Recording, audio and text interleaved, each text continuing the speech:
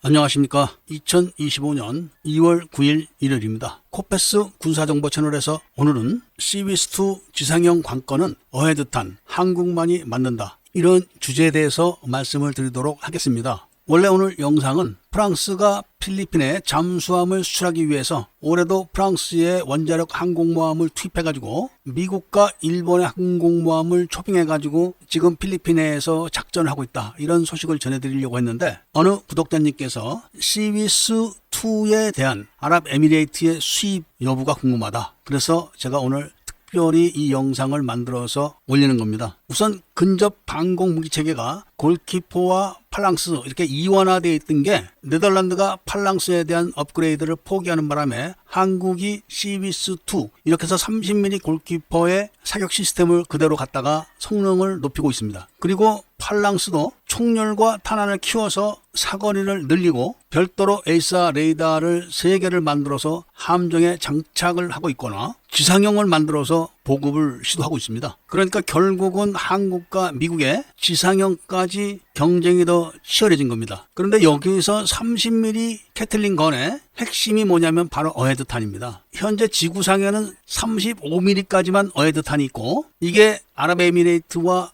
사우디아라비아 같은 나라에 스카이 쉴드라는 방공포로 채택되어 있습니다. 그런데 발사 속도가 느려서 그런 사용 국가들에서는 탐탁치 않게 여기고 있습니다. 그런데 한국에서 시위스2를 개발한다고 했을 때는 다른 나라에서 그렇게 큰 신경을 안 썼는데 지상형을 개발한다, 이렇게 발표를 했을 때부터 신경을 쓴 겁니다. 왜 그러냐면은 지상형의 타켓은 또 하나 추가되는 게 바로 드론입니다. 30mm 캐틀린 건으로 드론을 격추하려고 하면은 운동 에너지 탄으로는 가성비가 나오지 않습니다. 순항 미사일 같은 거는 가성비가 나와도 드론이나 박격포탄, 이런 포탄을 막는 데는 가성비가 안 나옵니다. 그러니까 당연히 어헤드탄을 개발해야 되는데 30mm 어헤드탄은 수지 타산이 맞지 않아서 어느 나라도 개발해 놓지를 않았습니다. 그리고 우리나라도 풍산이 개발했다, 이런 이야기가 떠돌았지만 실질적으로는 개발한 게 아니라 모검만 만들어 놓은 겁니다. 그래서 이번에 지상형 시위스2가 개발 결정돼 가지고 이제서야 우리나라 국가에서 어헤드탄에 대한 개발을 시작한다고 합니다. 이래서 아랍에미레이트가 신경을 쓰기 시작하는 겁니다. 아랍에미레이트는 많은 유전이 있고 주변에 아랍에미레이트를 공격하려고 하는